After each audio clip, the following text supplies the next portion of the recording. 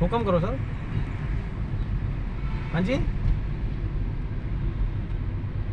कोई ज़रूरी काम सर? हाँ सर, सामल सर से वो एक बार उनसे उसके लिए बात हुई थी, आपका क्या कहते हैं, कॉल सेंटर के लिए। तो एक अपने मतलब एक ऐसी फ्रेंड है, तो उसका वो गाड़ी मारा, वो क्या नाम है, अर्टिगा है नहीं, तो वो वहाँ पे लगवानी थी, क्योंकि वो दो भाई, वो दो, सुन लीजिए, नहीं नहीं कोई दिक्कत नहीं, दो भाई हैं, एक सुबह चले,